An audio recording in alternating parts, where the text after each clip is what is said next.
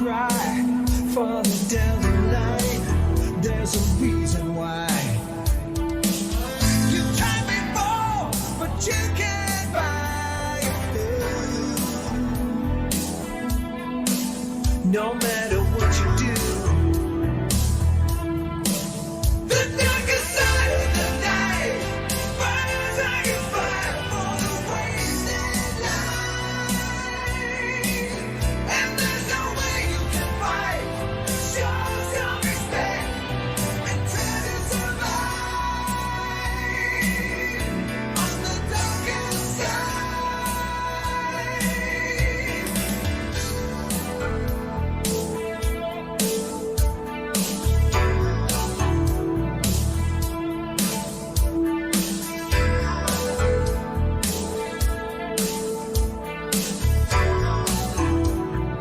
What's up, freaks, geeks, gals, and ghouls, and welcome to the Final Guys right here on Corpses for Conversation, where we eat junk food, drink beer, and watch trashy horror films. I'm your host, Toxic J.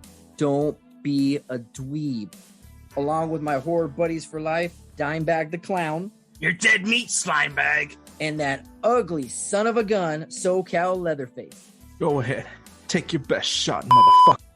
And boys, this episode is way too big for just the three of us. So we're going to resurrect someone from the dead. Give it up for Richard Zom. Tatra amistrobin hazarta tantir mano mansizon hazan sobar. Samanda robza dar his hiker dans de rodza. Ganda.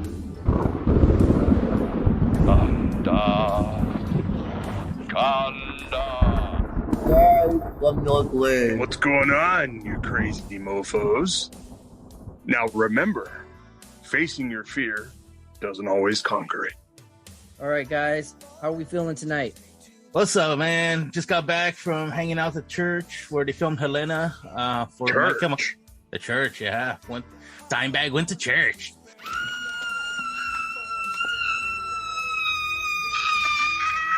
Confessing them sins. Yeah, they had a Ghouls Night Out, or was it Ghouls Day Out? Whatever it is. Over at the church where they filmed Helena from My He's Chemical already Romance. drunk, people. He can't even. Nah. Nah, man, but it was a good time. It was a good turnout. A lot of great vendors out there. Yeah, I went to that event last year. That was a pretty good time. Myself, I just got done watching that movie. How do you say it? Susie? Sisu? Sisu. Yeah, that one. That one was a trip, guys. By the same people that brought you John Wick. I really want to see that. Yeah, I want to see that too. It felt like the same story, like it was a John Wick, but like turned into some type, I don't want to say Western, but they changed the theme of it, but it's pretty much, it's John Wick. Oh, I love Westerns, yo. John Wick with Nazis, right? John Wick with Nazis and gold. Hell yeah. And there, of course, there's a dog, man. You can watch out for that dog. And what about you, Mr. Zom? How are you feeling? Everything's been good on my end, man. I've just been busy with work. It's nuts out here. The weather's a lot better, so everyone and their mama's coming out of the sticks. They're literally like the hills have eyes. They're all coming down from the hillside and going to the store. So I've been busy doing that, and of course in the booth recording and editing like a madman. So hells yeah. Once again, you got to excuse Zom for the absence because, like I said before in many episodes, he lives in... Because Zom lives in a cemetery on the back skirts of town. We got something new right here on the Final Guys. A subgenre within a subgenre, you know. SoCal, what do we got for us? And what are we going to do? The newest segment that we have here, we're calling this one Attack of the Killer Sequels.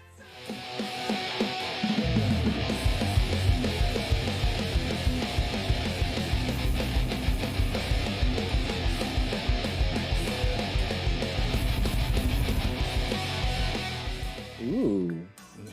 I like. Yeah. And it's like, are these sequels that are killer because they're good? Maybe they're killer because they killed the franchise. Either way, we're covering it. What is our first episode on the Final Guys for Attack of the Sequels? Friday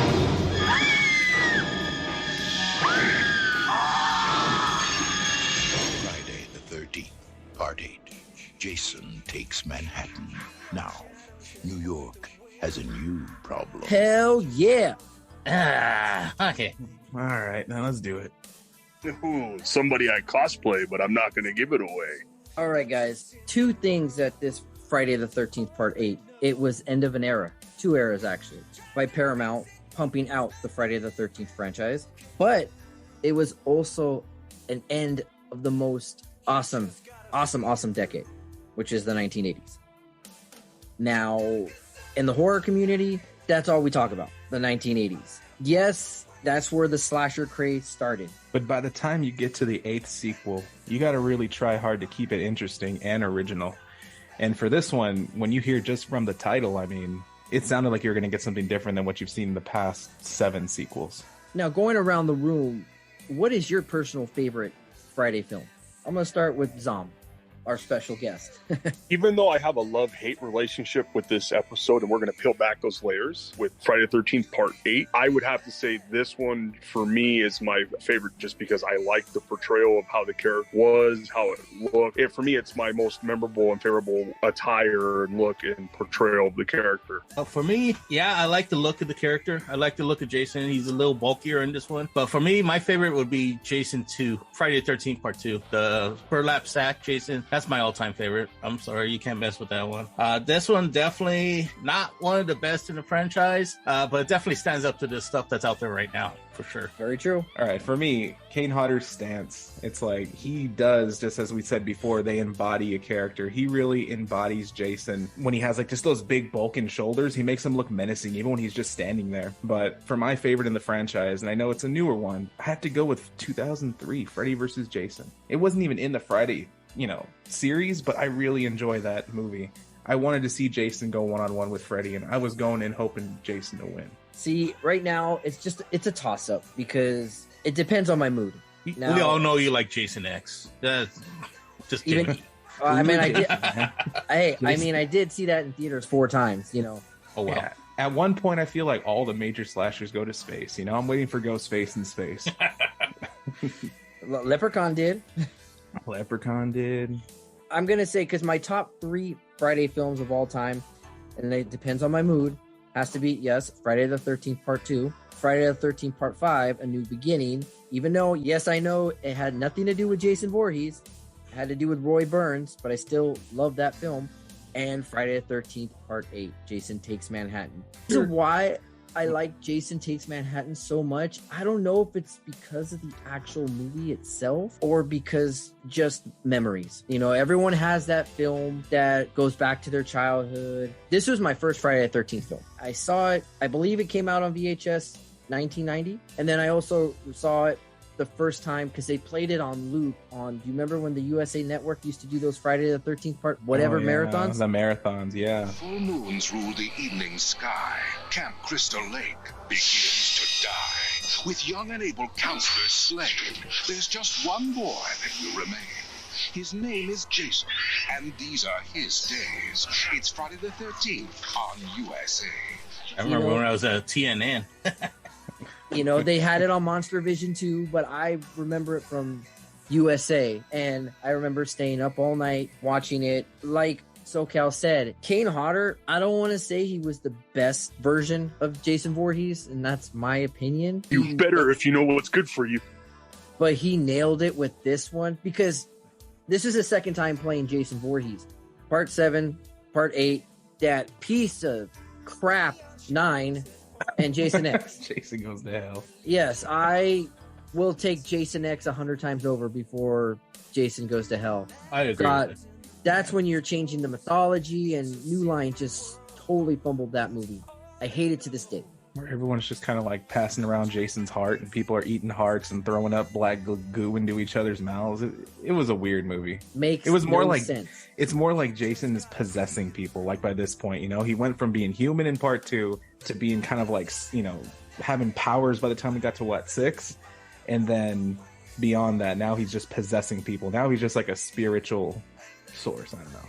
Right. So out of all the Friday movies, for me anyways, but I'll ask you, round table, this was more of a brute force Jason than a slice and dice. And to me, in my head, that's what Jason should be, using just power over being creative. After all, he's just like some, I don't know if I should say mongoloid. So I shouldn't say that.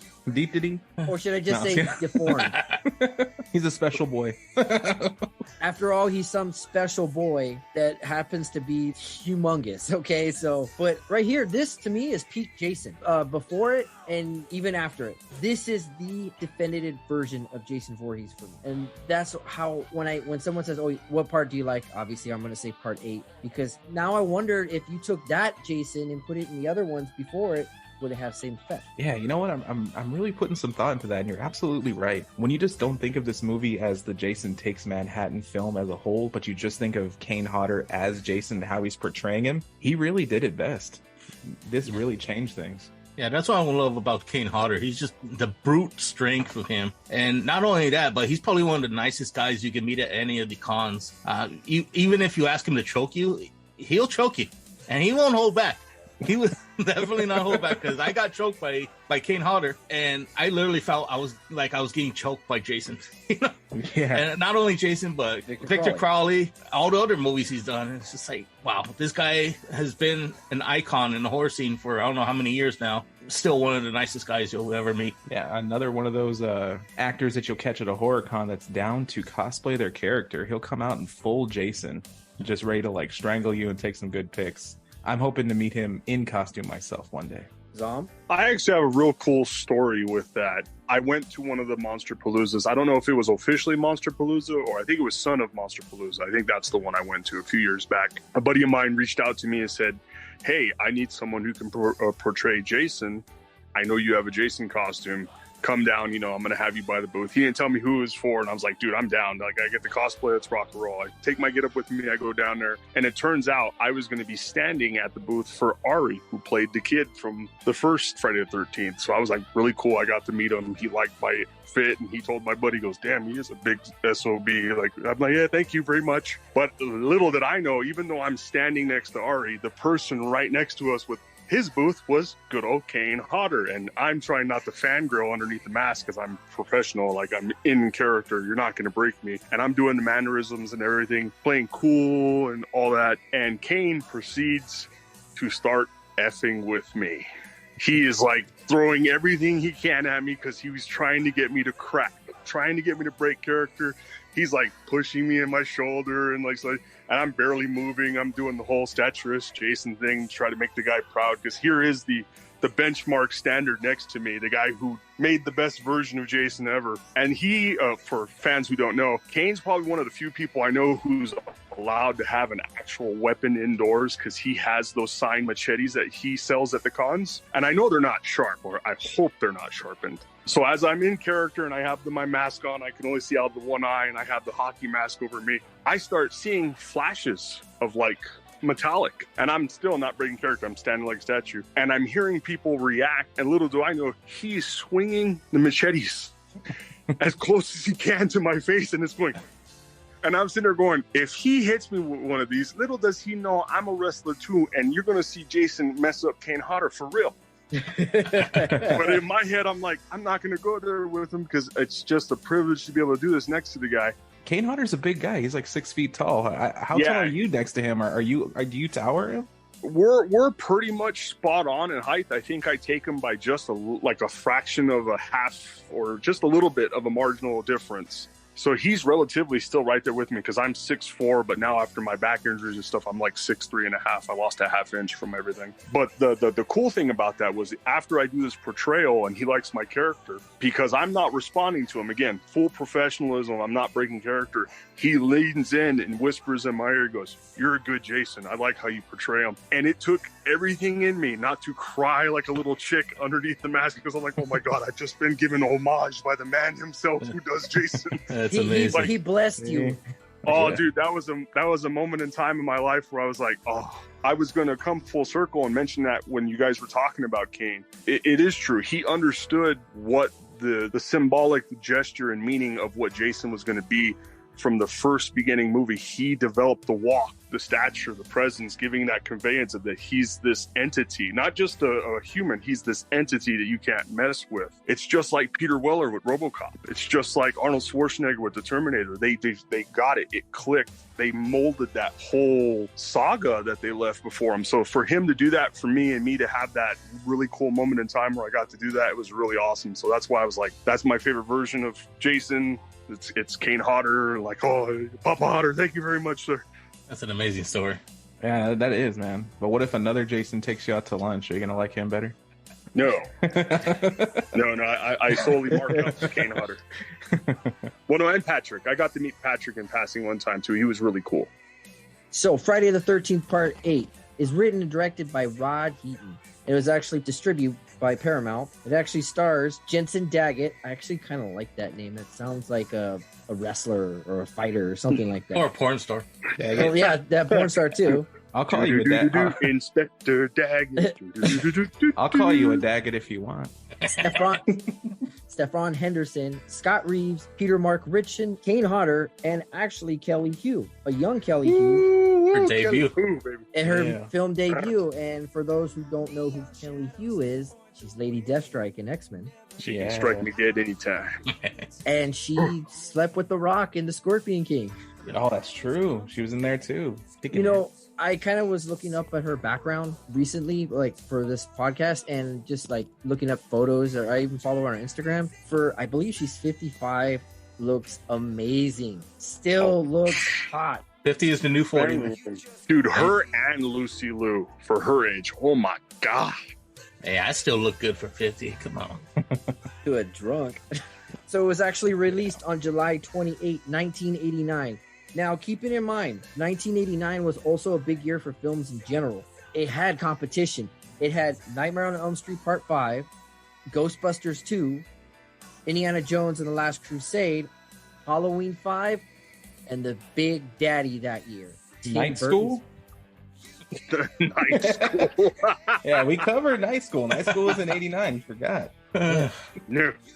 Anyways, like I said, the big daddy of all summer blockbusters, Batman, 1989. Oh, yes. But you can actually see a billboard for in Times Square. With this Yes, movie. you can. And the intro for the movie, you know, Friday the 13th Part 8, and then you see the bat symbol there. That was, if I'm not mistaken, that shot was filmed prior to, that was the last thing they shot. But if you look about it when they're in Times Square in the movie, you don't see it because they didn't even put it up on Times Square yet. So that's kind of like a cool little trivia thing. And then when researching this movie even more, it's like, oh yeah, I don't even see it afterwards. But like I said, that was like one of the last things they did. And speaking of first timers, man, Rob, he's the director. This was actually his first film he directed. He'd actually wrote and directed a few of the episodes from the Friday the 13th TV series. And that was when he first got noticed. They wanted to give him a chance to hit one of the major films. That show sucked. And I'm not sure, I like looking at Rotten Tomatoes. I mean, I know they're probably one of the worst things out there right now. We live in this day and age where Dude, people, but Dime, what's up with you and the spoiled spaghetti sauce, man?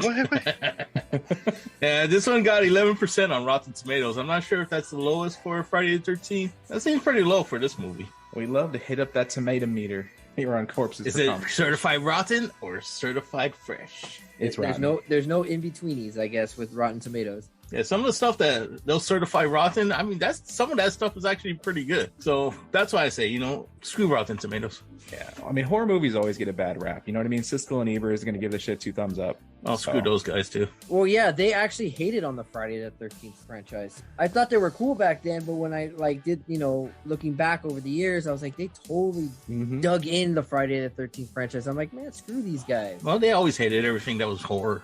Yeah, that's why they watch these films. They've watched a lot of horror films, and whenever you see a bad review, it's always by them. I'm still waiting for a horror film to win an Oscar.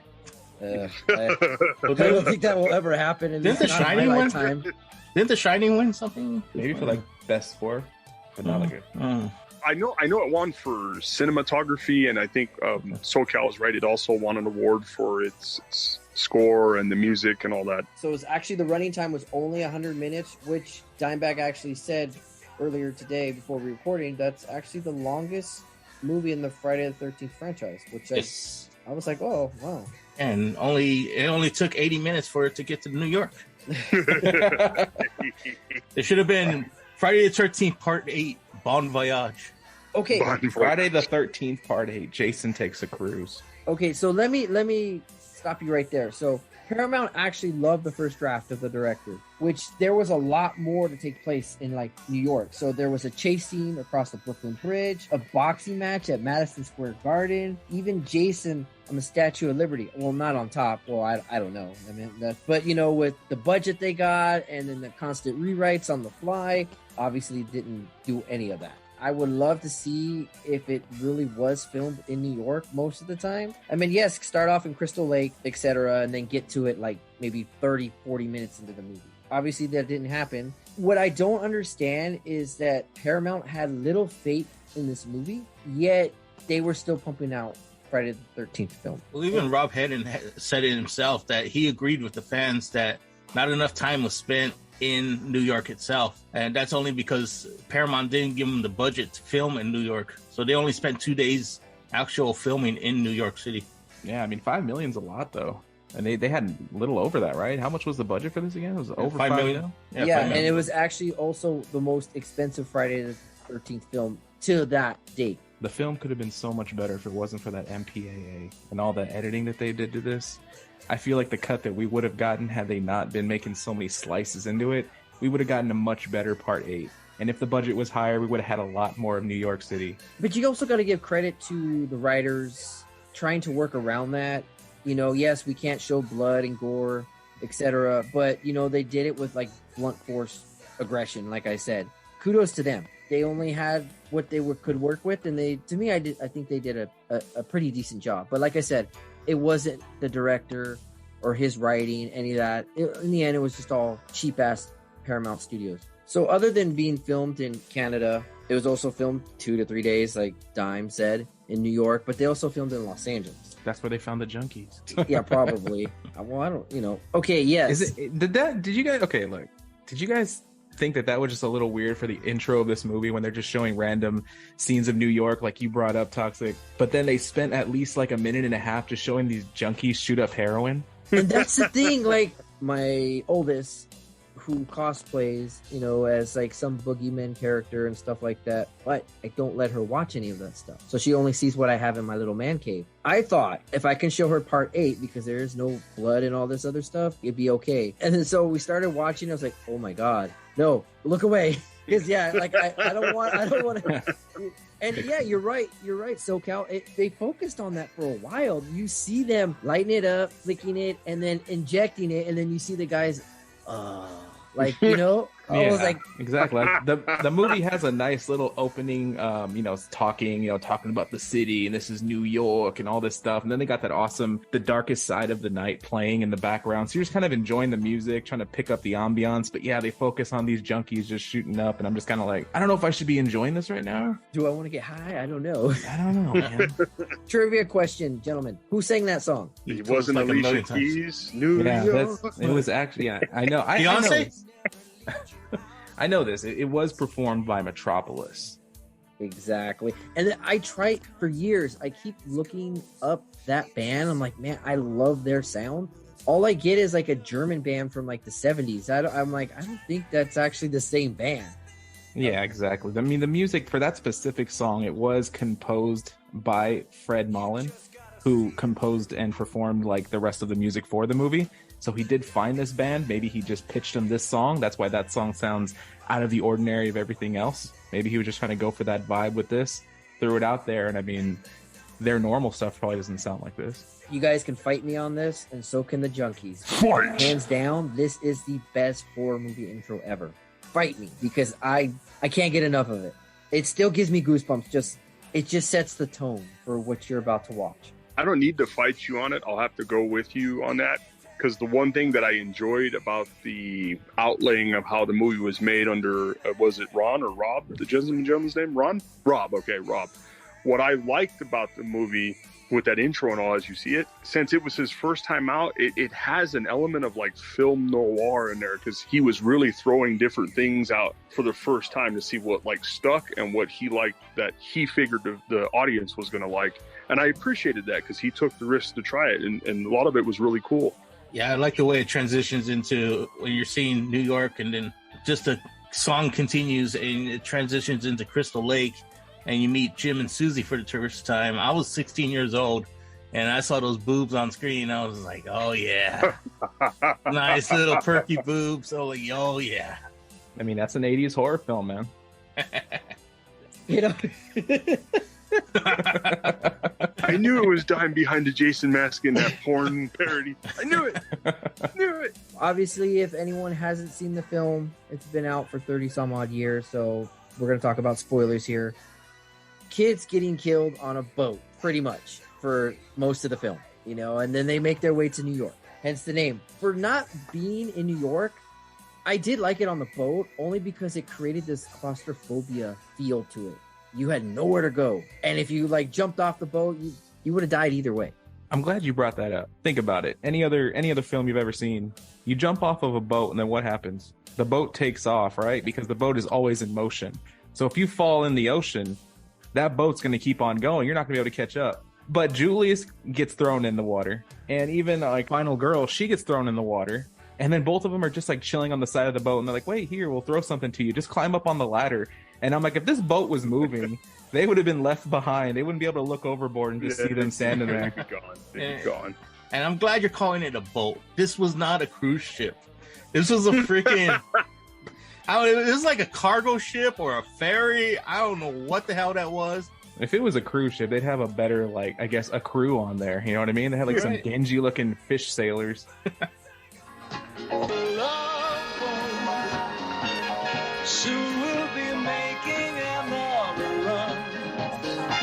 The Love Boat promises something for everyone. Okay, You would so heard the Love Boat theme. Love Boat. like even growing up, and this totally fizzled out my idea of high school. When I was, little and watching this, high school, renting out a boat, I'm like, oh, cool. Is this something I have to look forward to? Well, in my life, it never happened. Yeah, we never got anything cool. We never like got that. anything like that. We got like participation trophies and oranges So- and a bottle of water. That's what I Yeah. was wondering too. Like, what did this class do that was so good that it bought them a vacation to New York City? Oh, that was probably my burning question until I came across a company called Mod Media. So they specialize in editing, re-editing films, adding stuff. Great company. They released a Friday the 13th Part 8, Jason Takes Manhattan, the I Love New York cut. And it adds all the scenes that were cut. I mean, it's probably maybe worth 10 minutes, 15 at the most of deleted scenes, but he works them in there. And they make a lot more sense now. Examples, apparently it was... Oh, toxic it- and your certified bootlegs. No, it was actually owned by Admiral Robertson, who lent this high school the boat. So they got it for free. That makes more sense. They were a bunch of kids on there like the Lonely Island. I'm on a boat, mofo. The captain's son was in the class, so I mean, he wanted to go ahead and lend him the boat. Yeah, he was impressing his date for the boat trip there. It's a low budget cruise ship. Yes, I'm glad you brought that up because the style of the film in general, it still had that low budget feel to it, but it also kind of expanded the universe a little for the Friday the 13th franchise. Yes, okay, Crystal Lake going into the Pacific Ocean is really far-fetched, but like I said, it's a goddamn horror movie. Was that in the extended cut? Because that was something that confused me, because I always thought Crystal Lake is a lake, and if anybody's ever been to a lake, it's not connected to the ocean. So I'm like, if Jason's at the bottom of a lake, then how did he get to a boat that's at the ocean? That part always kind of confused Exactly, me. because every time you saw the lake in the previous movies, it was always surrounded by land. It's, you see Yeah, it 'cause off in the that's a distance lake. there was land. It's like, where the hell did the Atlantic Ocean come from? movie magic.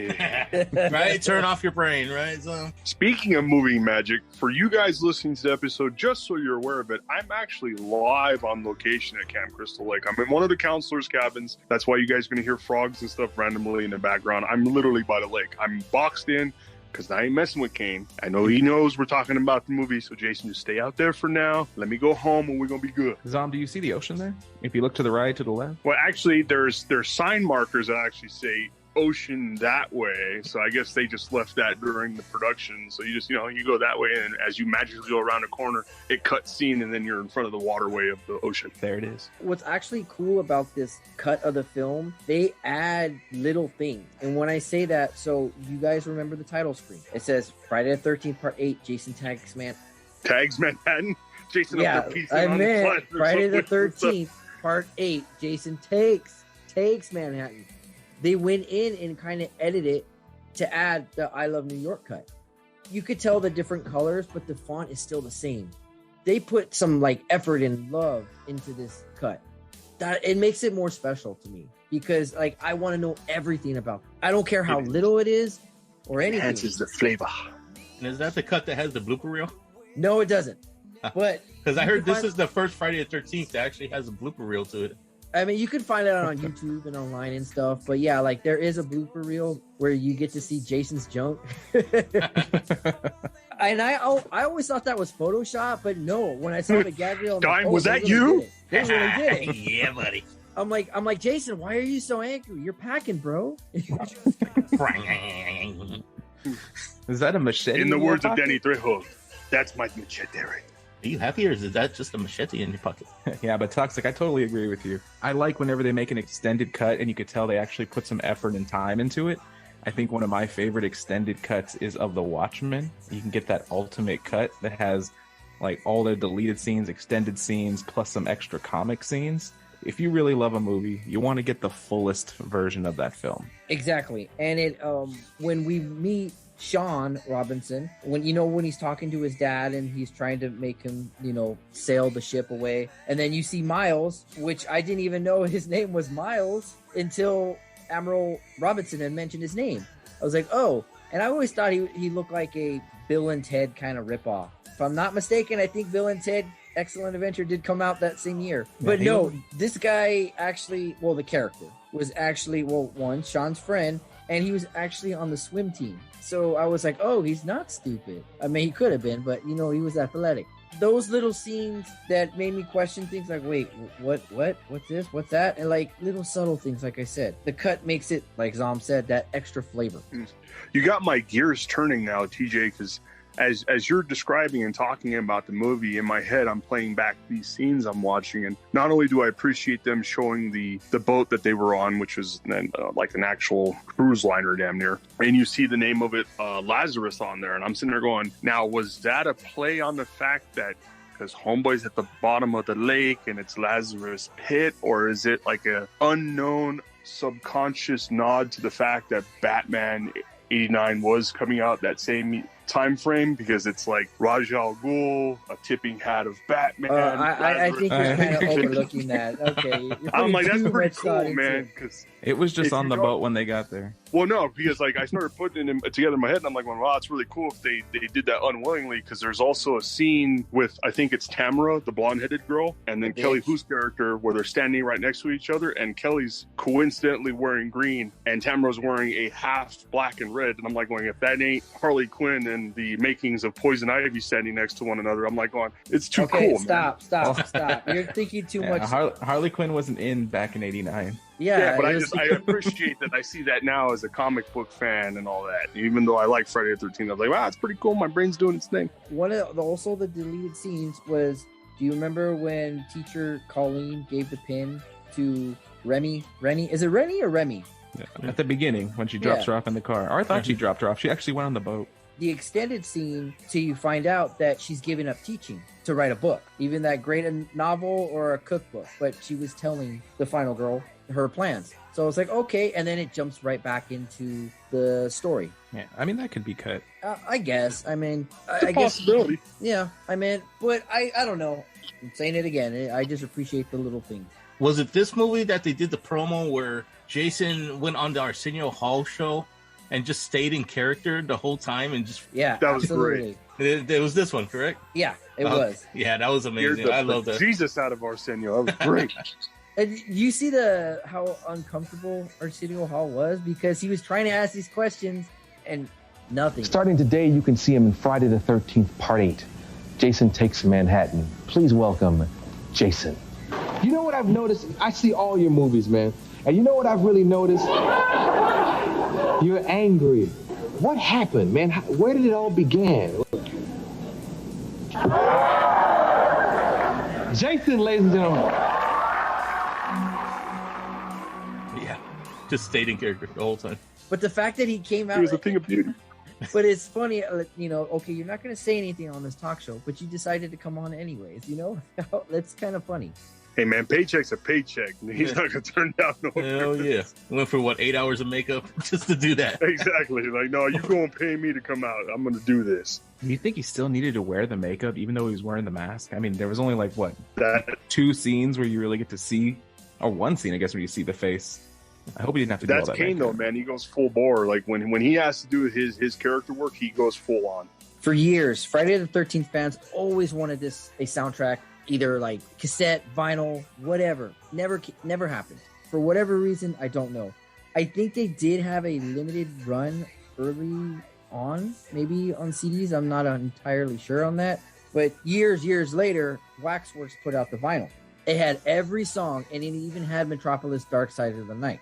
Shout out to Waxworks. They've yeah. been pumping out some really good, classic horror movie soundtracks. So shout out. Very to them. true. Very And true. you definitely got to jump on those. Once they come out, they're gone in a jiffy. Let me guess, you have it, TJ. Not part 8. No, I do not. Oh, okay. The only thing they did not get was that song by Terry Crawford, which was called Broken Dream. You only hear maybe 30 seconds right before JJ gets the axe, literally. Years and years and years, people always wanted that song to be put out, but for whatever reason, they never released it and it was only like a few years ago, maybe 18, 19, if I'm not mistaken, a company called Lala Records released the full Friday the 13th Part 8 soundtrack with Dark Side of the Night and Broken Dream. Here's the thing about that. I don't know if it is the whole song, but I don't know if they actually, it's the same verse over and over and again. So I don't know if they just kind of looped it or that's how the song was. That's life's mystery for me. So I don't know.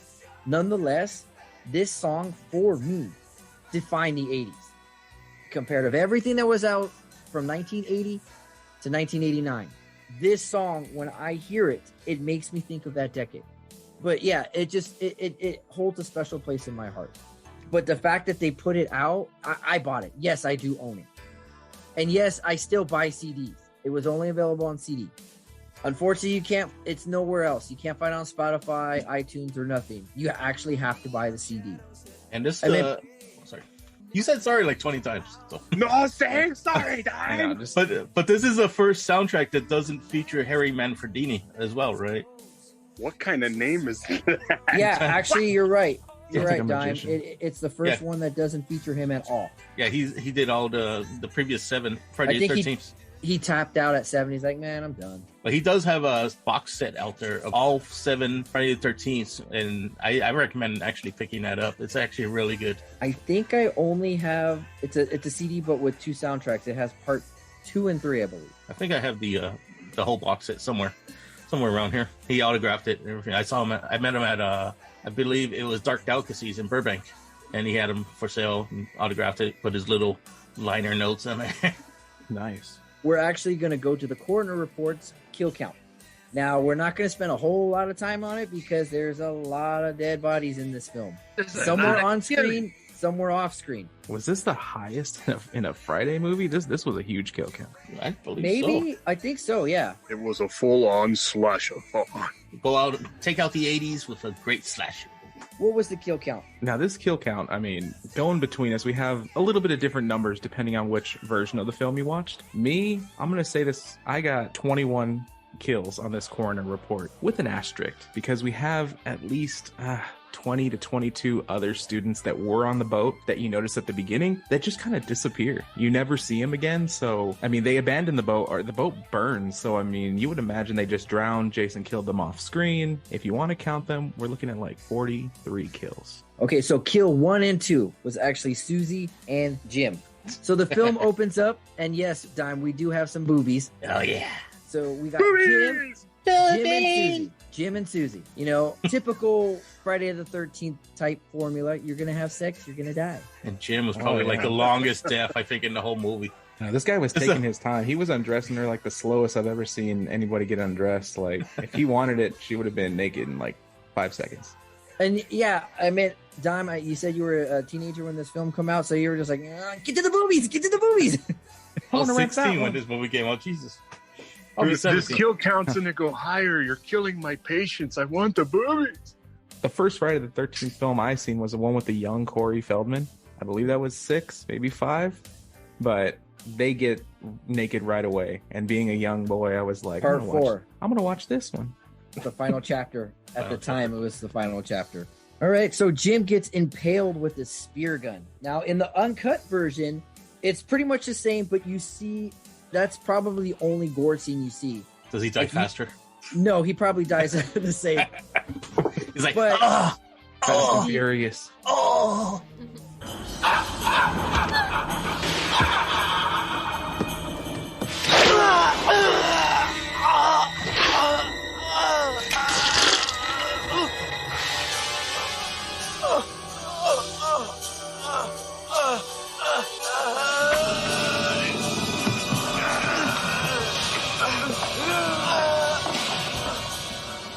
It's like, really, dude, just die.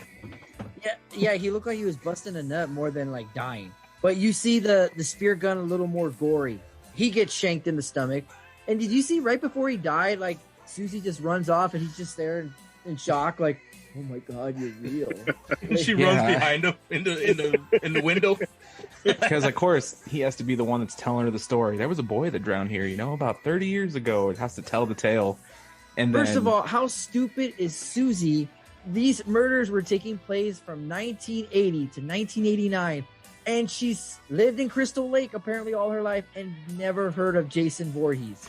How dumb is this broad? She never went outside. yeah, people probably just think it's fake.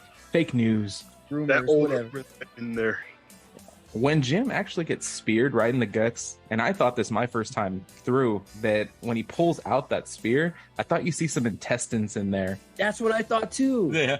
but it's just Yeah, some it- bloody tubes. But yeah, it's the retractor from the spear gun. So Susie impaled by or actually stabbed with a spear. Now that was like the longest death scene right there. So- Dude, she That could was have a- easily just jumped out.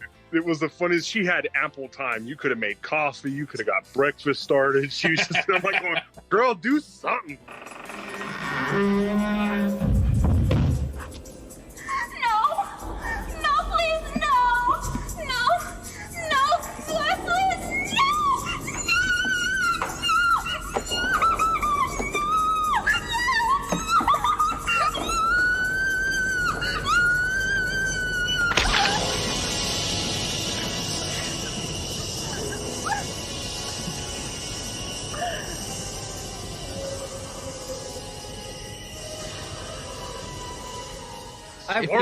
If we haven't learned by a Stop. Friday movie, yet that you don't run from Jason, he will always appear where you are. She was probably one of the first ones to think, I'm gonna hide, but that I didn't think work he was out either. Out with that kill though, because he's like standing over her for a couple good seconds. He's like, really? You're not going to try? Well, I'm just going to slowly lean the spear in then. And I think she was Okay. okay, man. He You was out. checking her out.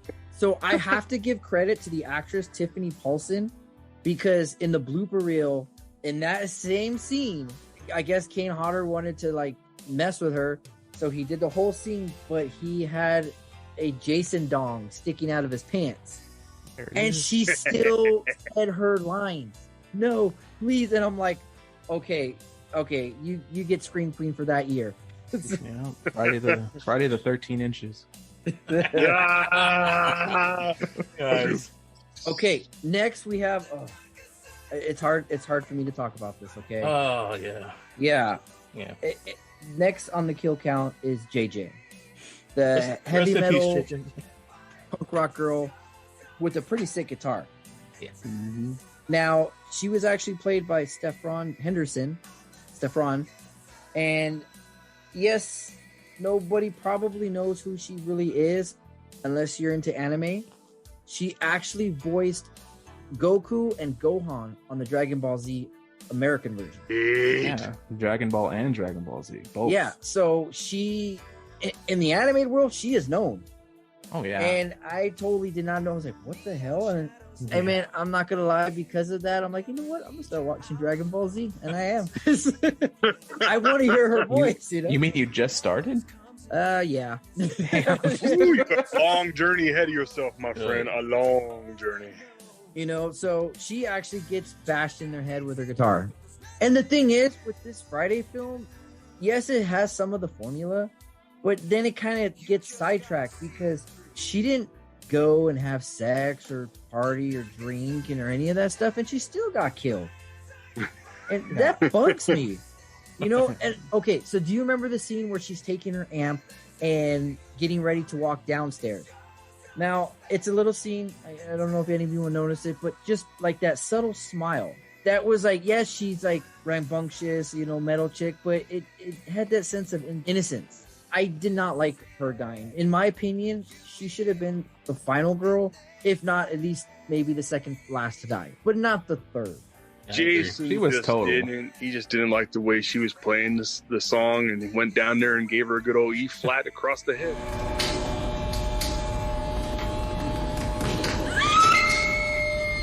That was some good acting because she looked like she knew what she was doing. Maybe it was like you were a little flat on the A chord right there. So. And it did look like that wasn't even a guitar amp. It was just like an amp that played a cassette tape. And she was just kind of like mimicking. Like karaoke or something? Yeah, like karaokeing a guitar. But like, then is she again, I even was really thinking- playing? Or I thought she was making a music video because when you first see her, Wayne is recording her with the camera. I thought she was just like making a music video or something. Yeah, and the thing is, like, where was her distortion pedal? I didn't see it. That's a kick-ass karaoke machine then. I remember when I saw Wayne, I cracked up because I'm like, why does that look like Skrillex? I know. You know, just to talk about Wayne for a second, it's funny that they always refer to him like, oh, that guy can't get a date. He's a nerd because he got thick rim glasses. This guy was rocking the thick rim glasses that most hipsters rock today. His style is the hipster style of today. So He was ahead of his time. Exactly. Yeah, so true. it's like, how are we to believe that this is like the ugliest guy aboard? He had the I most I had style. to do a double take with him too because I initially thought that the actor portraying him, I honestly thought it was Corey Feldman. I was like, oh, he's in this one, and then I looked again. Oh wait, no, they just looked really kind of similar. And that was the thing that annoyed me. You had this hot-looking babe, JJ, that is friends with you, and clearly you could have had some kind of happy ending with her, but no, you wanted to go for the You wanted the school blonde. skank. Yeah. Want the hot blonde? Dumbass.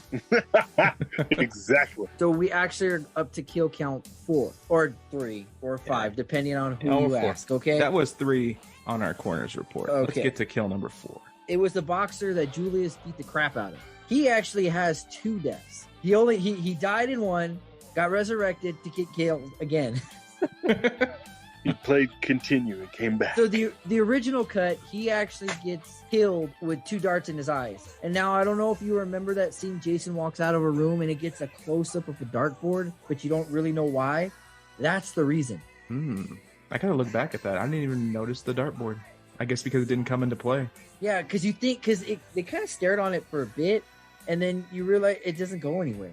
I was just starting to think that that's exactly where I was just starting to think that that's exactly what this film did, though, a lot. Was it had some very slow scenes focusing on some things that weren't even really that important. Even from that beginning, when Jason's picking up that spear gun, you just see it on the wall and him slowly reaching for it and then taking it off. Like, they took their time on certain things of this film I just didn't really think were necessary, and that could Film noir. that could be why they have such a long runtime. They just, I don't know, they were trying to build some type of tension, but I'm like, he's a killer on board. There's already tension. Yeah, and a lot of kills that were off screen too. They were on screen, but they were off screen as well. I guess they didn't like that version, so they went with him in the sauna and getting basically a sauna rock rammed through his gut. Hey, listen, no hard feelings, man, okay? What do you say we track down those babes later?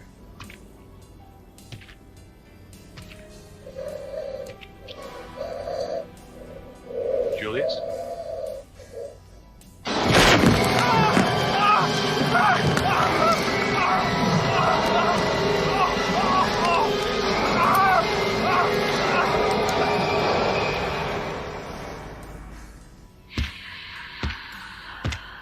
And in the end, I think they made a better choice because this looks a lot more brutal than the dart incident.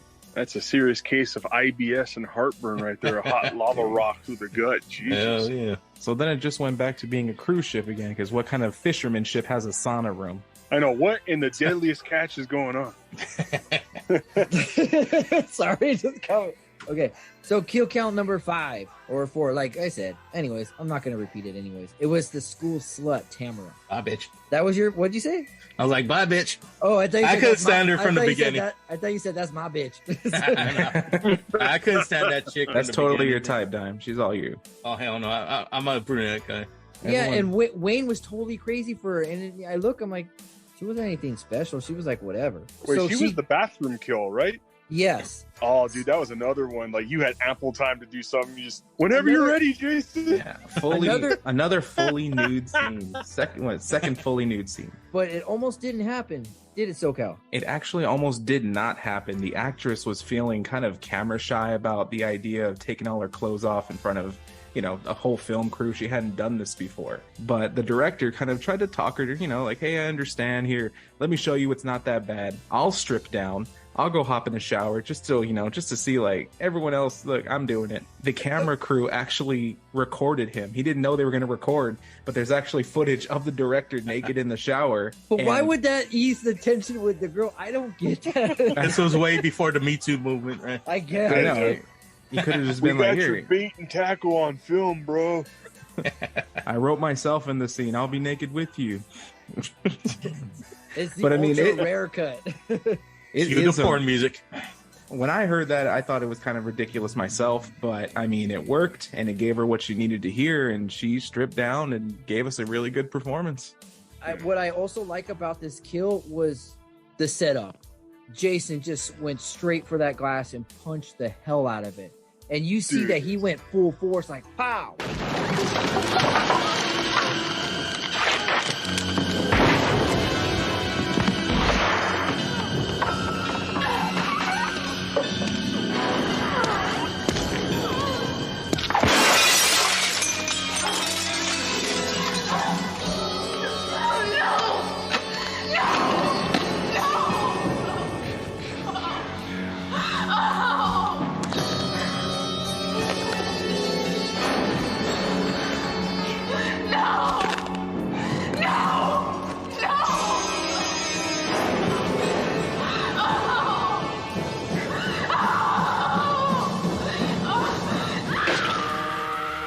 I loved that when he cracked the mirror. He was like, I don't like the makeup job they did on me. Almost just He's shattered taking out that. that frustration. I know, like, it was so unnecessary, but when you think, okay, he's probably just looking for a weapon. This is one of the few films that Jason does not have his iconic machete. He had to just make do. It was still left at the bottom of the lake. That's Yeah, he true. left it in. Yeah.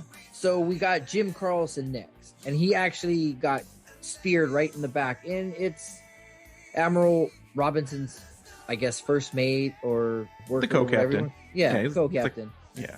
He looked like an uber nerd to me, though. When he got speared in the back, I don't know if anyone noticed it. He kind of thrust, so it looked like he was trying to like bust. Jason came in from the side and then stabbed him like, Daddy and came in. he got him kind of like in like the right rib in the back, but yet he thrusts forward. Like Yeah. the whole angles aren't matching up right.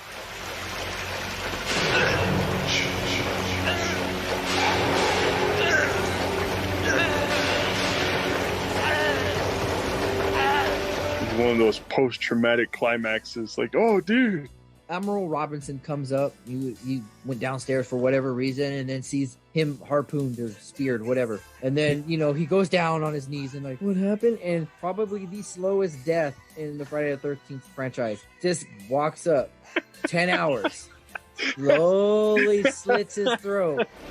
Oh my god.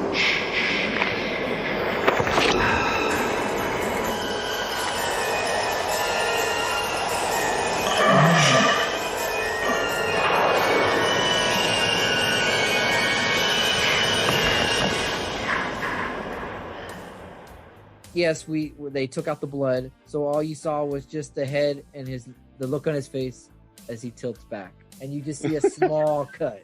But I'm glad that you brought that up, though, because with how slow they made this scene, it gave the viewers a lot of time to notice that somehow Jason was able to slit his throat with the back end of the machete. It wasn't even the sharp end. He ran the opposite end along his throat, and somehow he got throat slit. See, Jason is that good.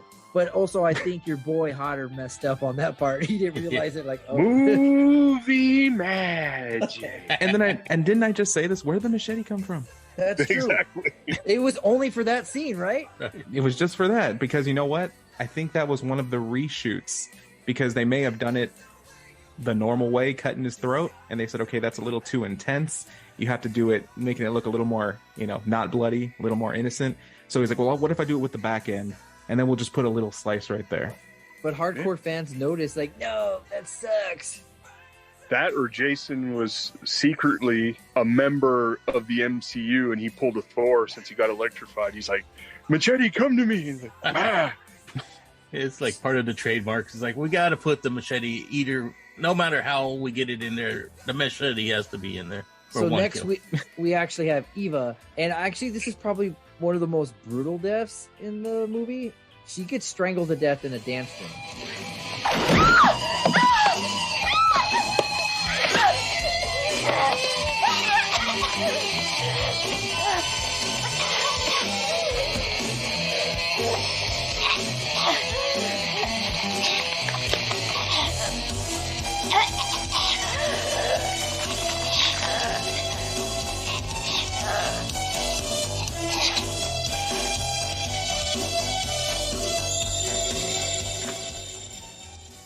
And his first time ever getting strangled in the whole franchise. Is it?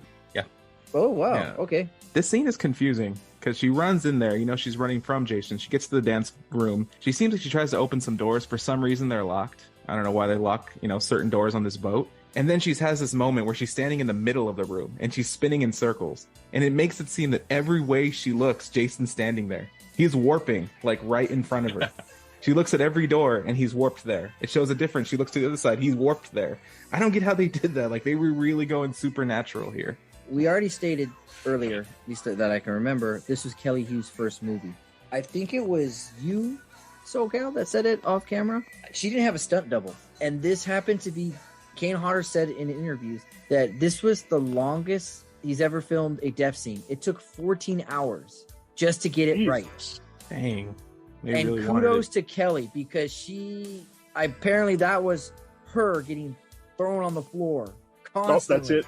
She's officially a pro wrestler. She took all those bumps. She took all those bumps. That's like a day and a half of shooting right there. I know. When you hear that body hit the floor, I'm like, oh man, that would, that was no movie. That was no movie magic. That was just her hitting the floor. And the thing is, when she got hired, they told her she was only going to work for 3 days. She ended up 8 weeks on that film. Dude, guaranteed paycheck. Can you believe that, though, guys? She had to live like a vampire. Can you believe that, though? 8 weeks. 8 weeks, but only 2 days shooting in New York. Yeah, right? Got screwed on that deal. Yeah, you're going to go to New York. 2 days. Hey, you know what? She didn't even make it. She died on the boat. But still, Kelly Hu was hot then, and she's hot now. Banging. Oh, those Asian women, as I said before. You might want to edit that out, okay? You see my face? Like, screw with our monetization there, Dime. Jeez. My bad. Just say fine women. How about that? Just say it again. Say fine women. I love them fine women, man. It was actually a crew member who was uncredited. I don't know who the actor was. It was accidentally shot by Wayne. That scene was so funny because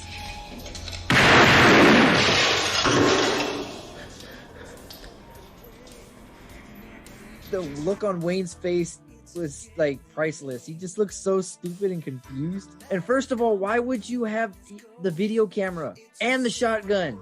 Get rid of the video camera. Yes, I know he probably used it in movie magic as for lighting to see. First person shooter, man. Okay, I'll give him that. Did he get it shot in the chest? I think he did. Yeah, I think he got shot in the chest. They were really going for that like Scooby-Doo type of I can't see without my glasses. So, he's just kind of like bumbling around and sees one dark figure and just shoots. And then next is Wayne. Jason Voorhees comes into focus on the camera, bitch slaps the camera, and then apparently I think his glasses fell off too or something. Yeah, So- he already was missing his glasses. That's why he shot the crewmate. But Oh, I like that's how true. That's how true. they chose to do that idea where he zooms in with the camera, because even if you're using like binoculars and if you wear glasses, you could take your glasses off and just focus it to your own vision point. So even That's though true. he didn't have his glasses, I like that they did that. That made sense. And then he feels the dead body of JJ, which still hurts. And obviously that wasn't a dummy. That was her playing dead. I'm not gonna lie, that scene's still hard to see. I'm like, no, you see this big gash in her head. You know, obviously he's mourning over his friend, but he forgets that Jason Voorhees is right there. Picks him up, throws him in an electrical box, fries him to death, and he catches on fire. He bursts into flames. That was actually pretty funny. It's like, that's overkill right there. He gets choked, he gets tossed, he gets electrocuted, and then he bursts into flames. I think he was like the worst one to die in this film.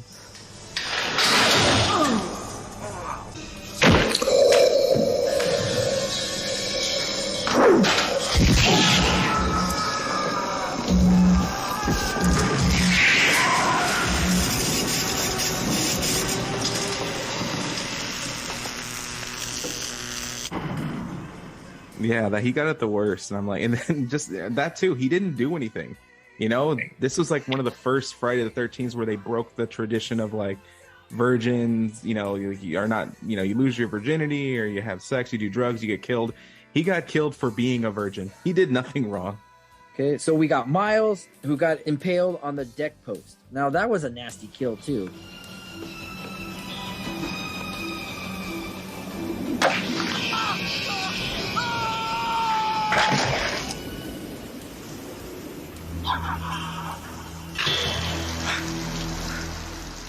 That kill didn't make any sense. He's running in the rain. He's trying to get away from Jason.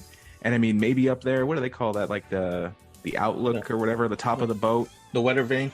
The weather vane, yeah. So he Yeah. tries climbing up a ladder, and Jason's down there. He's just looking up at him. He turns around to climb up the ladder again, and Jason appears behind him on the ladder and tosses him off. Like, How can you not feel another person climbing up there? Right? You know? he didn't climb. He warped. Jason's been warping in this film. Kind of like in the video game, right? Yeah, exactly. That's like a special power. There is a lot of supernatural stuff with this film, and from what I've seen, it's because they were trying to compete with the Nightmare on Elm Street franchise. So they were trying to really give Jason a supernatural presence where he can, like, kind of how Freddy is in the dreams, he could be here and there. They were trying to do that with Jason, but it just didn't really work, in my opinion. The next couple kill counts are actually all just uncredited.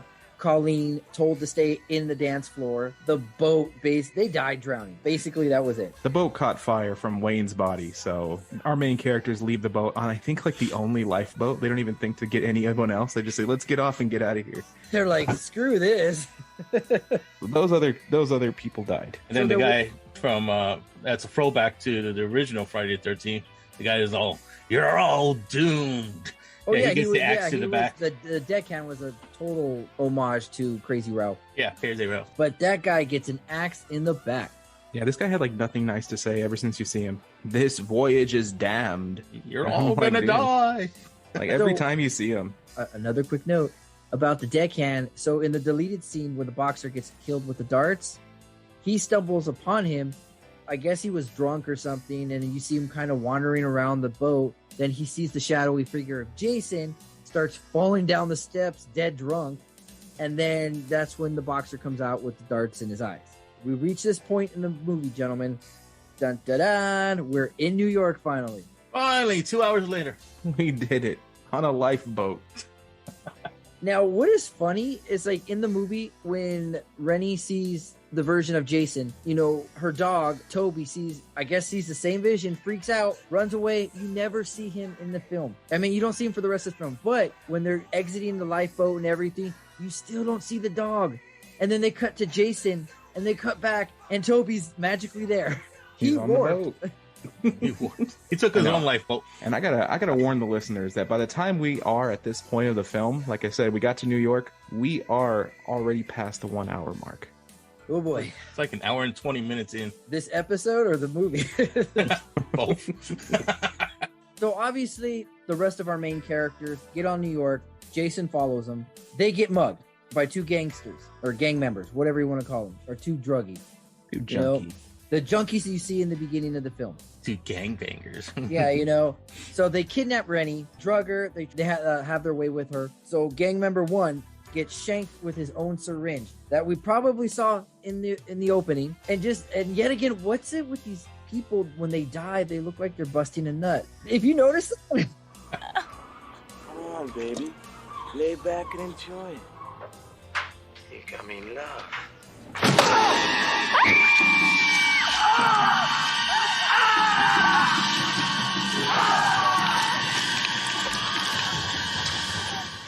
Just the actors they chose for this, man. They're like, give me dying, not that kind of pleasure dying. Like, And then in the meanwhile, gang member 2 comes back, and I don't know why this is so funny. I laugh every time, and I have to rewatch it. I forgot my money, Holmes, but it's clearly a white dude that surfs on the weekend, saying Holmes. It's like these guys must be like the friendliest junkies though, because like they take her and you think, oh, they're gonna have their way with her, in the alley, but instead they want to share their heroin with her. Yeah, Like, here, we're gonna force you to take heroin.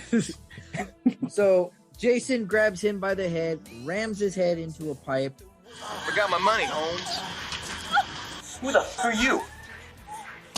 You're dead.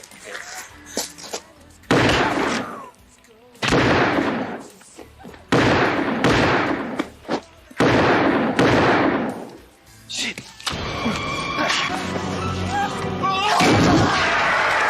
And the impact of the blow sounded really tough. Mm-hmm.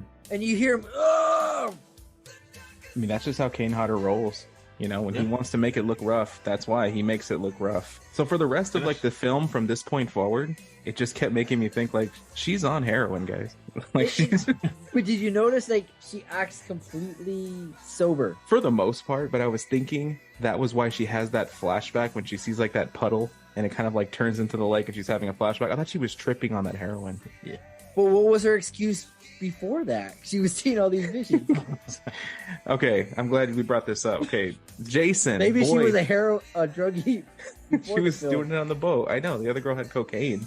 That's true. That's true. This movie has a little boy Jason shown throughout it, where mostly it's Remy having these visions. And I just thought it was a weird choice that every time you see him, he just looks a little more disfigured. At first, he was like a normal little boy, and then he had like a weird eye, and then he started going bald with a weirder eye.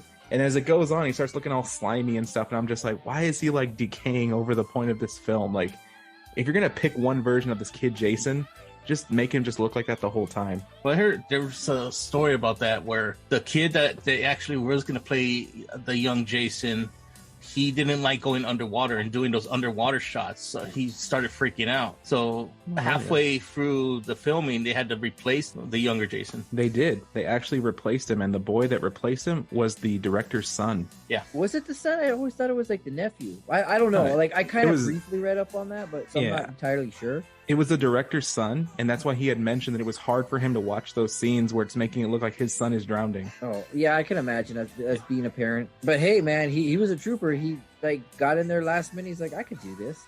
Now we get to the main event. Not really, but we have Julius going one-on-one in a boxing match, sorta, against Jason Voorhees. Now, originally, this fight was supposed to take place in Madison Square Garden. I don't even know how that was supposed to happen or work if they let that happen. Now, I like the fact that Jason was screwing with him, thinking, first of all, I've done boxing for like maybe about, 3 or 4 years. So I know how to throw a punch and how to counter and all that other stuff. But watching the boxing scene in the beginning of the film and this scene, I'm like, dude, Julius doesn't know how to box. So, whatever. But the fact is, he goes one-on-one with Jason, talking to himself. First of all, why would you punch a guy with a fiberglass hockey mask on? And a person with common sense would know that's not going to work. But Jason goes along with it, doing the head movement, bam, bam, bam, bam, getting hit. The rope-a-dope. Yeah. Exactly. This is the most Jason has actually like gotten his ass kicked in a film, aside from Freddy versus Jason. He was going off on him, and I actually had to count this up because I'm like, how many punches do you think he landed on him? Just pick a number, guys. Did you guys count this? How many punches did you guys think he landed on him? I would say 20. 20. 20. I'm gonna say like maybe 62. Maybe? That's even closer. I counted these up. He punches Jason 55 times. Oh, Jesus. 55. Mostly face shots. He did go for the body a couple times, like I guess a boxer does. But yes, 55. And those are just on camera.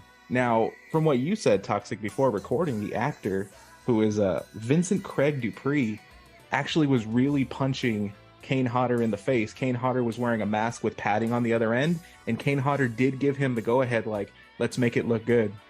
Go ahead and go at it, you know? And So I'll they take these protected punches. Kane's face, but not his fist. I mean, what's he going to do? He's going to get boxing gloves all of a sudden? Like, he had to just they're go gonna at just it. magically, whoop, you know, just.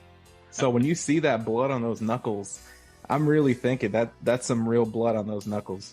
That's dedication right there, because you know that hurt. And those are just the 55 that made it to the movie. Yeah, really. Nope, do it again. Nope, cut, do it again. And we probably get the most memorable death scene in any of the Friday the 13th movies. So at this point, Julius is really tired. Says, "Go ahead, take your best shot, you mother."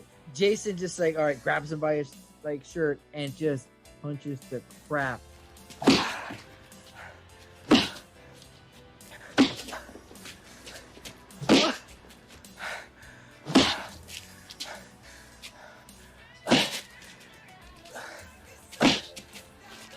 Your best shot.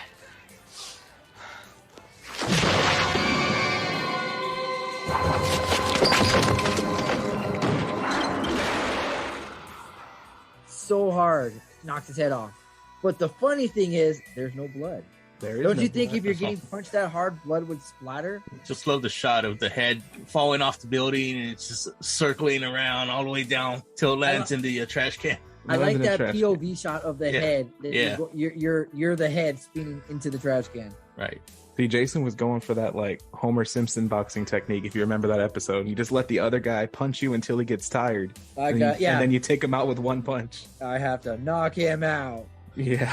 Float like a butterfly, sting like a bee. So if Now- the head landed in the dumpster, we saw this. The head landed in the dumpster, but the head's going to come back into play. And how did it get there? Jason's on top of a building. He warped. Which brings us on this corner report to, I'm not sure even what number by now, but the next kill. Now, Police officer. I know it's a police officer, but Colleen was with Charles too, right? Yeah, they were all together. Okay. So Charles finds the rest of the remaining survivors for the time being, which I think was this scene was actually filmed in Canada. This wasn't in New York. Cop gets killed off screen.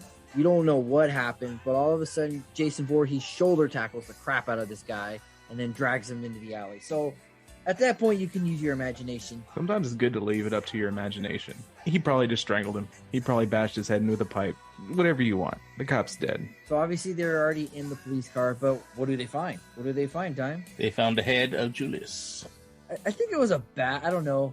I think they could have done better with the look of the head, because he just kind of had that face on him. For our listeners, Zom needed to go feast on some brains for a bit, so hopefully he comes back in time before we finish this episode. So then we get our next kill, which happens to be Colleen, and she did nothing. All she was just an educator. She didn't die by Jason. Well, you know, I mean, Jason caused it. They run over Jason with the police car, run into a wall, car explodes. Everybody gets out but her. Wasn't Remy driving? Yeah. Oh, She's she was on high. She's She was on high. heroin. Yeah, that's what happened. I mean, Don't do did she- drugs and drive, kids. I think that's what it was. She looked kind of like she was getting a little disoriented. I think that's why I was like, oh, that's the heroin kicking in. That's why she crashed. But that scene was kind of sad, because I really liked her character too. Yeah. You know, but apparently, like, at least some grown adults have to die, and you know, they're like, hey, well, Jason doesn't have to kill her. But we get the most satisfying kill next. Yeah. Which was that son of a bitch Charles, who was just constantly belittling Rennie. Even though we had to wait an hour and 21 minutes for him to die for this movie. He But- should have been the first one to die. We get to find out that backstory, though. You know what I mean, Dime? What was that backstory? What's going on with Remy and Charles? The one where he takes Remy out on the boat, tells him about Michael Myers being drowning in the lake. Michael Myers died damn. there? What did he say? Wow. Excuse me. This is a popular lake. Tells her, you know, he's trying to teach her how to swim, and he tells her the story of Jason Voorhees drowning in the lake, and so she's scared. She's like, I don't want to jump in the lake. No, I don't know how to swim. He just basically just picks her up, tosses her into the lake and says, "Okay, come on, do it." I can't swim. You can't what? I can't swim.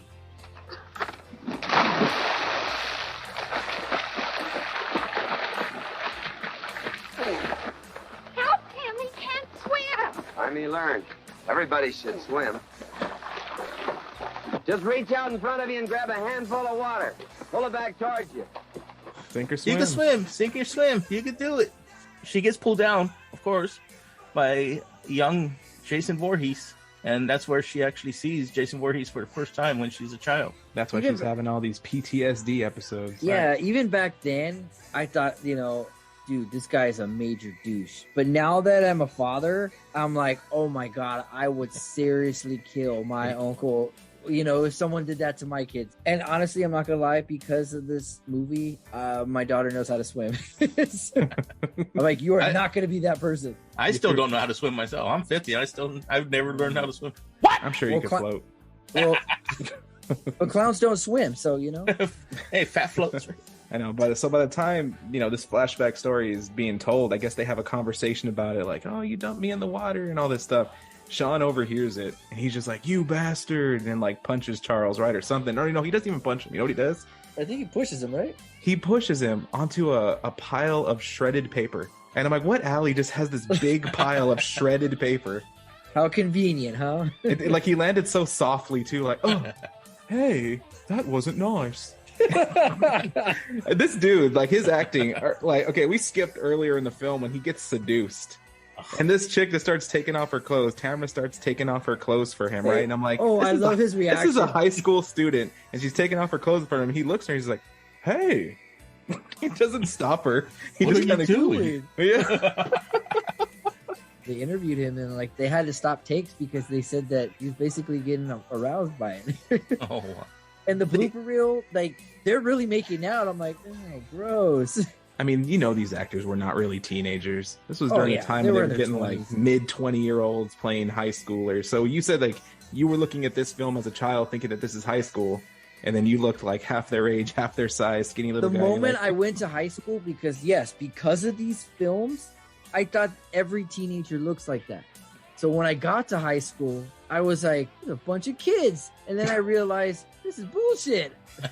I bet you were excited the first time you got detention. You thought you were going to run to the Breakfast Club. That never happened. I did get detention, but it wasn't in a big ass library. Is Molly here? I have detention. So Charles sees Jason Voorhees is real and alive or undead or whatever, runs away. The dumbest thing you could do is run in a building that you don't know. And all of a sudden, you just see him flying. That was hilarious. It's not possible.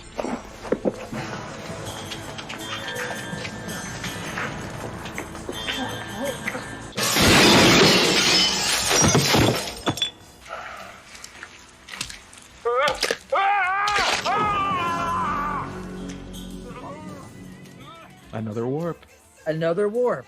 Picks him up. He offers Jason to pay him. But do you remember you got mugged? You had no money.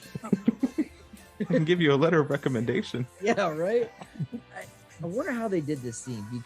Ken Hodder was going to town on him, like, and struggling and stuff. And that was really sewer water. I doubt it or whatever, but it looked gross. Some type of like toxic sewage because, they wanted you to believe that New York in the 80s just had toxic sewage in the alleys. And we haven't even gotten to the sewer yet. Hey, that's how the Teenage Mutant Ninja Turtles started, right? Yeah. Yeah, they refer to it in there too.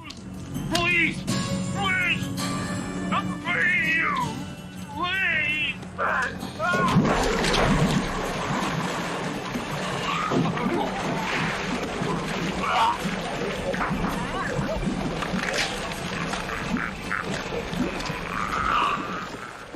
They surf on that sewage. So our two lone survivors randomly go into a diner. It's crowded. Nobody cares. Nobody bats an eye, whatever. And then talks to the waitress, who happens to be in real life the sister of the director. A lot of family in this film. Yeah, exactly.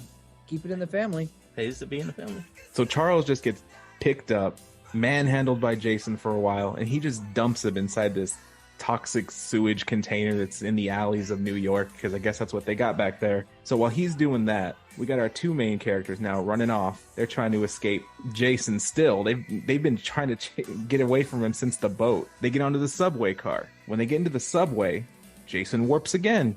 He's there on the subway. He is like set on these two people. There is all these people around. If he wants to murder, he could just like mass murder those people, Texas Chainsaw, you know what I mean? How they do in that bus scene. He could have just been massacring so many people, but he didn't. He just wants these two. They're running through the train car. Now, by this point of the film, we are already over an hour and 20 minutes. And this is the first time after that subway scene that you actually see New York City. They arrive in Times Square, where Jason has that moment where he stops, looks around. You get to see a little glimpse of Times Square. And that's when Jason continues to chase them through Times Square, when they have that famous kicking those punker guys sitting on the corner listening to their boombox. Living in the city ain't no big deal.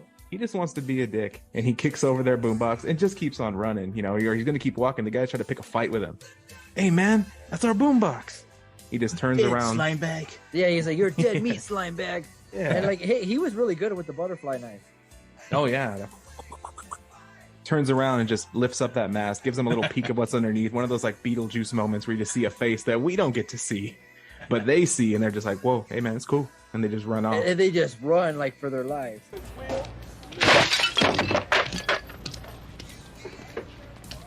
You're a dead meat, slime bag. Yo, man, it's cool. It's cool, man. It's cool. Right then and there, they knew, like, I gotta change my lifestyle. They're like lawyers now. I'm gonna go back to school.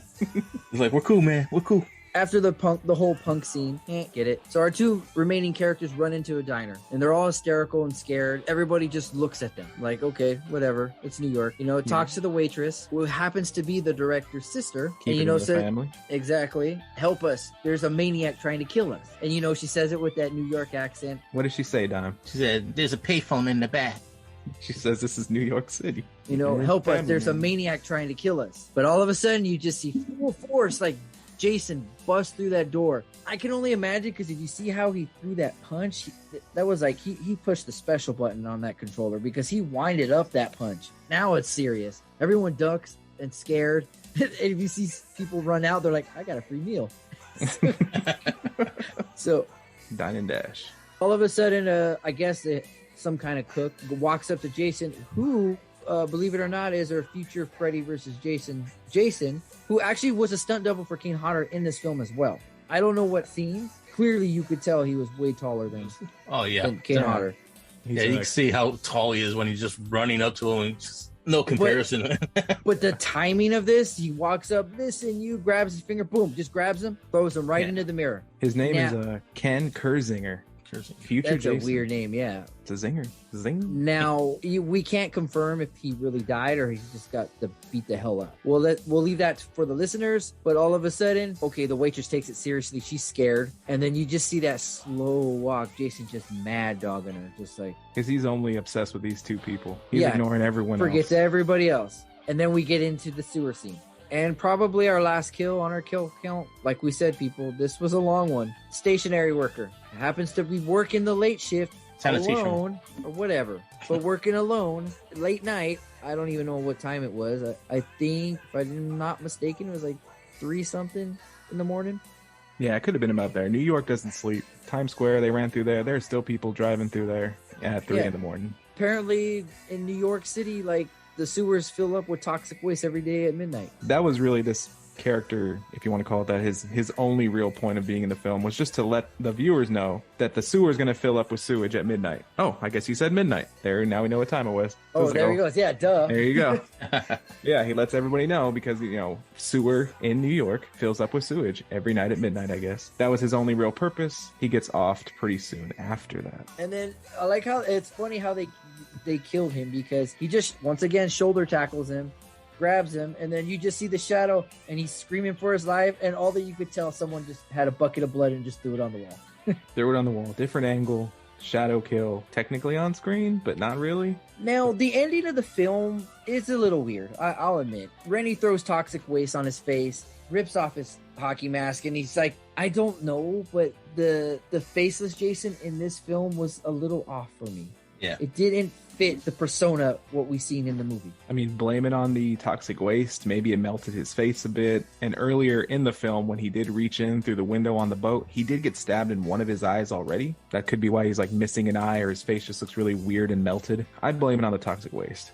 But I like when, like, so I understand what they were going for. He was trying to grab his face, but the way it was filmed, he looked like Jason was just showing up his fist, like, yeah, you know, like, oh, he was all mad. And he starts screaming too. He starts screaming like a little boy, and he's like, "Mommy, no!" Like, And then you know he's walking away, but leaning his body against the wall, but he looked like a drunk, you know.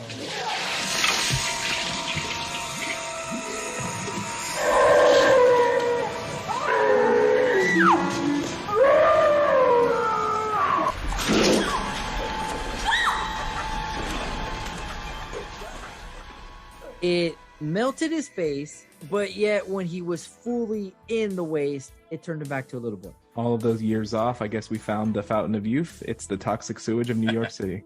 Hey man, sign me up, man.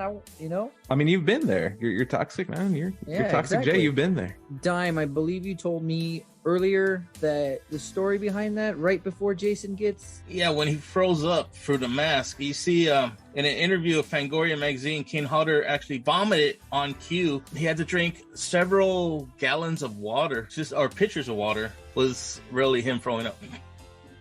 No movie magic there. But you see, this ending would have been even more strange that they went with this original ending. There was an original ending. I don't know if you guys looked this up. Because, you know, Jason doesn't have his mask on at this point. You see Kid Jason crawling out of Big Jason's mouth. Yes, the camera zooms in. I was going to say that too, because in the I Love New York cut, that scene is put back in. Did they keep both, or? No. It's in there because then you see Rennie's reaction, like she's scared and she's looking, and then that scene appears. And you know what? I'm kind of glad they took that out, because that just was kind of pointless. Both endings didn't make sense, to be honest. And plus, you put your son through that. They put him in the mouth of like this big, I don't know, however they filmed it, but honestly, both endings didn't make any sense. Whether he would have been a little boy Jason crawling out of Jason's mouth, or that he gets hit with toxic sewage, turns into like a little boy voice crying for mommy, and then just turns into a little naked boy. All of it was pretty strange. Now, I think we spend enough time on this episode, and I'm pretty sure this is the longest Final Guys episode we did. So I'm just going to give you a quick Jason's battle scars. Shock to life. There was like a homage to Frankenstein, or Frankenstein's monster. Hand on the hot sauna rock, head through a porthole, fountain pen right through the eye, which I always wanted to know how they did that, because it got it in there. You know what I mean? Mm-hmm. Could have been prosthetic head. Yeah, he could have had, I mean, I think he would have worn like something solid over his actual face, but put like a blood bag over just the eye. So she really jammed it in.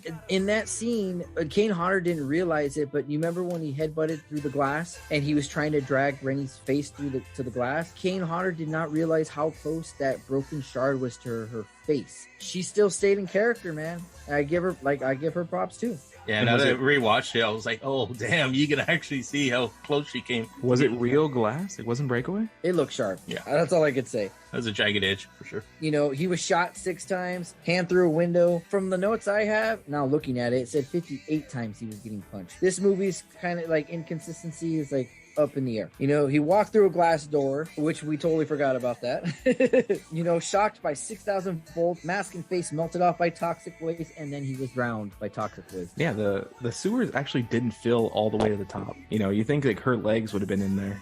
It was a very short ladder that they were on, and it only lasted for like a minute. Like, he could have told them that it's gonna flood, but only for like a minute. Don't worry about it. So as we bring this episode to close, I'm gonna ask both of you guys: do you guys rank this in your top 3 Friday the 13th films, or far from it?